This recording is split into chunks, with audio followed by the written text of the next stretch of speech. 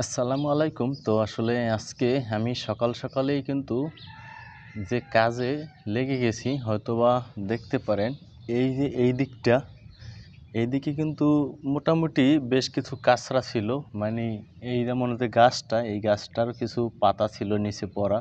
তো গতকালকে সকালবেলা আমাকে কফিলে বলছিল যে, "দেখ তুই এইটা একটু পরিষ্কার করে রাখিস।" তো তারপরে আমি এই যে এইগুলো হয়তো দেখতে পারেন ভিতরে, ওই যে আজকে আমি যে আসল কথাগুলো বলতে চাই, যে জন্য ভিডিওটা ওপেন করলাম। তো দেখেন অনেক ভাই কিন্তু এই প্রবাসে আসতে চান, নতুন নতুন, মানে প্রথম, অথবা অনেকে কিন্তু অলরেডি চলে এসেছেন।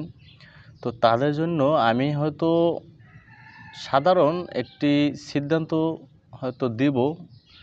আপনার নিজের হয়তো সব কিছুই বুদ্ধি জ্ঞান বিবেক নিজের আছে। তো এগুলো হয়তো আপনি নিজেই কথাগুলো শোনার পরে খাটাতে পারেন কি না পারেন সেটা আপনার নিজের ব্যক্তিগত ব্যাপার। তো যাই হোক, আমি যে কথাগুলো বলতে চাই দেখেন, হয়তো আমি আমার নিজের থেকেই হয়তো সাধারণ একটি উদাহরণ দিই, তাহলে হয়তো বা ক্লিয়ারভাবে বুঝতে পারবেন। আমি কিন্তু প্রথমত সাপ্লাইয়ের বিষয়ে আসছিলাম, মানে 14,000 রিয়াল দিয়া, মানে আকামা করছি। হয়তো 2-3 বছর পরে আকামা আর হয় না। এখন বর্তমানে আমি শেষ পর্যায়ে চলে এসেছি কোথায়? আমার নিজের হয়তো কফিলের স্থানে।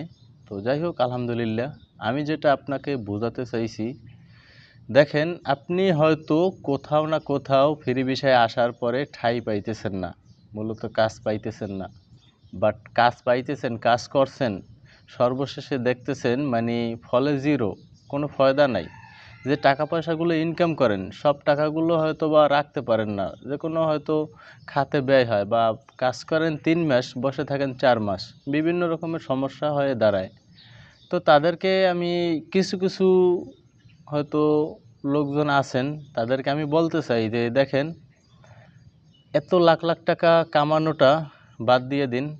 যদি মানে আপনাকে ফেভার না করে তখন সেক্ষেত্রে কিন্তু আমি আপনাকে কথাটা বলতেছি। যদি আপনাকে ফেভার করে আলহামদুলিল্লাহ, যদি আপনি সাইন করতে পারেন তো আলহামদুলিল্লাহ চালিয়ে যাবেন, কোনো সমস্যা নেই। যদি একদম মানে না ফেভার করে আমার মতো, তাহলে আপনি হয়তো যে কোনো এক জায়গায় কফলা হয়ে হয়তো কোম্পানি বা খেজুরের বাগানের কাজ বা বিভিন্ন স্থানে বিভিন্ন কাজ আছে, তো সেদিকে গিয়ে একদম মানে পরে থাকেন। 2 বছর পরে হয়তো বা টিকিট পাবেন, এটা হয়তো কফিলেই করে দেবে বাংলাদেশে ছুটির জন্য 3 মাস বা 4 মাসের। তো এরকমের হয়তো বা সিস্টেম করেন। আশা করি সামনে তখন কি হবে, আপনার নিজের হয়তো মানে হিসাবটা অনেকটা মানে কমিয়ে আসবে।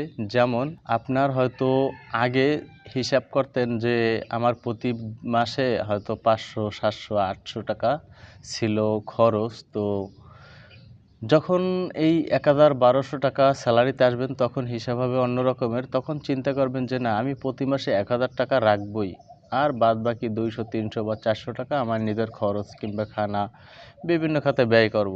তো সেক্ষেত্রে আপনার একটা হিসাব হবে অন্য রকমের, অল্প টাকায়ও। আর মানে প্রতি 2 বছর পরে অবশ্যই দেশে যেতেই পারবেন ইনশাল্লাহ।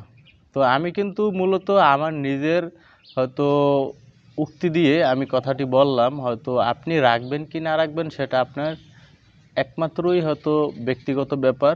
আর হয়তো আমি যেটা বলি হয়তো আপনার ভালোর জন্য বলি, আর আমি চাই আমার হয়তো 2-1টি কথার মাধ্যমে আপনি ভালো একটা কিছু মানে সিদ্ধান্তে গিয়ে পৌঁছান, এবং হয়তো আমাকেও হয়তো আপনি একটা জিনিস কি ভাই, আমি যদি আপনার জন্য ভালো কিছু করতে পারি, আল্লাহ তাআলার পক্ষ থেকে হয়তোবা দোয়া এসে যাবে, বা আপনি নিজেই মন ভরে আমার জন্য দোয়া করবেন। আর যদি আমি খারাপ কিছু করি তখন কিন্তু আপনি নিজেই বরদোয়া করবেন।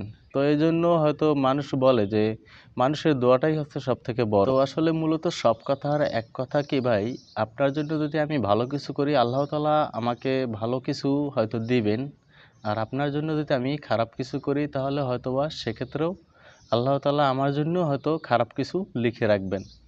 তো যাই হোক, ভিডিওটি ভালো লাগলে লাইক করবেন এবং চ্যানেলটি সাবস্ক্রাইব করে সাথেই থাকবেন পরবর্তী কোনো ভিডিও পাওয়ার জন্য। ভিডিওটি অন্যকে দেখার জন্য শেয়ার করে দেবেন।